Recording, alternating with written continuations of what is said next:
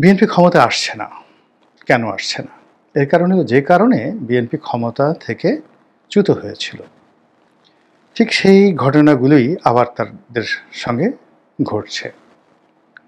দুর্নীতিবাজরা তাদের উপর প্রশ্রয় পাচ্ছে এবং ২০০১ থেকে ২০০৬ পর্যন্ত যে সকল দুর্নীতিবাজ, যে সকল মন্দ লোকরা তাদের সঙ্গে ছিল এবং তাদের মধ্যে যারা জীবিত আছেন তারা অতীতের যে কোনো সময়ের চাইতে আরও ম্যাটিকুলাসলি, আরও শক্তি নিয়ে, আরও কৌশল নিয়ে অপকর্ম করে যাচ্ছে। আর এখানে সমস্যা হলো ২০০১ থেকে ২০০৬ বিএনপি যখন ক্ষমতায় ছিল তখন তার দুর্নীতিবাজদের উপর তার যে নিয়ন্ত্রণ ছিল তার লক্ষ্যভাগের ১ ভাগ নিয়ন্ত্রণ এখন তাদের নেই। এটা হলো তাদের ক্ষমতায় না আসার প্রথম কারণ।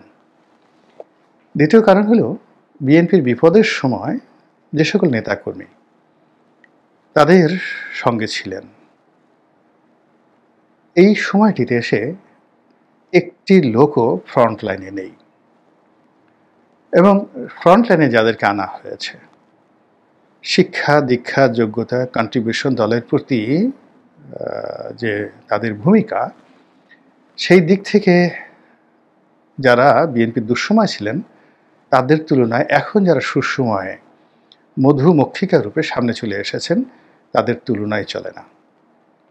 দ্বিতীয়ত বিএনপির খুব দুঃসময়গুলোতেও যাদের বিরুদ্ধে কোনো বদনাম হয়নি, যেমন ধরুন মির্জা ফখরুল সাহেব কিংবা গয়েশ্বর বাবু কিংবা ধরুন সেই যাকে বলা ডক্টর মঈন খান, আপনি দেখুন তো যে ২০০৬ থেকে এ পর্যন্ত তাদের বিরুদ্ধে কটা বদনাম হয়েছে। ১। ২ নম্বর হলো যে এই গত ১৪ মাসে এই ৩ জন লোক, আমি বললাম এই ৩ জন লোক কয় জায়গায় গিয়েছেন, কয়জনকে টেলিফোন করেছেন এবং কয় টাকা ঘুষ নিয়েছেন এবং এদের সঙ্গে কেন এস আলমের বা এদের সঙ্গে কেন এই সামিট গ্রুপ, এদের সঙ্গে কেন বসুন্ধরা গ্রুপের খাতির হয় না, বদনাম হয় না, বলেন। এই ৩ জন লোক সম্পর্কে আমি বললাম। আবার সালাউদ্দিন সাহেব এখন একেবারে ফ্রন্ট লাইনে আছেন, তার যোগ্যতা নিয়ে, তার স্মার্টনেস নিয়ে, তার শিক্ষার দীক্ষা নিয়ে আমার কোনো প্রশ্ন নেই, কিন্তু কেন চিংড়ি ঘেরে নিয়ে, কক্সবাজারে জায়গা জমি দখল করা নিয়ে, সেখানকার গরু চোরাচালানি থেকে শুরু করে যত মন্দ কাজ আছে সব কাজে কেন সালাউদ্দিন সাহেবের নাম আসবে? ওখানে তো আর একজন বিএনপির নেতা আছেন খুব নামকরা, কাজল সাহেব, তার বাবাও ধনী ব্যক্তি ছিলেন, আমার সঙ্গে সংসদ সদস্য ছিলেন, কই কাজলের নাম তো আসছে না। তো যেখানে কাজলের নাম আসছে না সেখানে সালাউদ্দিন সাহেবের নাম তো একেবারে আসা উচিত না, বিকজ কাজল তো কক্সবাজারের একদম প্রপারের সান অফ দ্য সয়েল। আর সালাউদ্দিন সাহেব মূলধারা রাজনীতি থেকে বহুদিন, তার একমাত্র যোগ্যতা হলো যে তিনি বেগম জিয়ার এপিএ ছিলেন, সাবেক মন্ত্রী ছিলেন, আর জনাব তারেক রহমান সাহেবের খুবই বিশ্বাসভাজন। এর বাড়িতে তার কোনো যোগ্যতা নেই।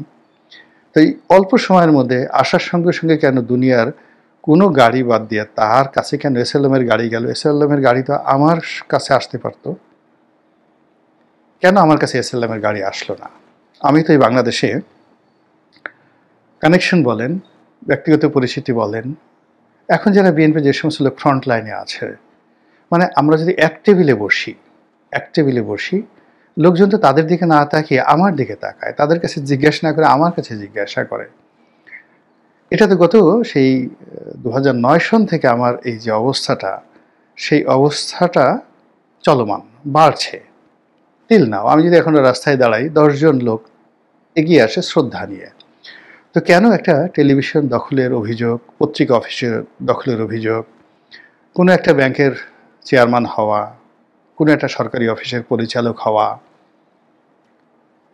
২-৪টা ডিসি নিয়োগ করা, আমার আত্মীয় স্বজন তারা কি ২-৪ হাজার লোক চাকরি করে না সরকারি, তাদেরকে আরও প্রমোশন বদলি নিয়ে সচিবালয়ে যাওয়া, একটা সিঙ্গেল ঘটনা কেন আমার জীবনে ঘটলো না? মানে আমি আমাকে উদাহরণ দিয়ে বিএনপির এরকম শত শত লোকের কথা বলছি, হাজার হাজার লোকের কথা বলছি যারা এরকম নিবেদিত প্রাণ কিন্তু যাদের বিরুদ্ধে বদনাম হয় নাই। কেন সব বদনাম সালাউদ্দিন সাহেবদের মতো লোকদের আসবে এবং তারাই দলের ছড়ি ঘোরাচ্ছেন এই মুহূর্তে?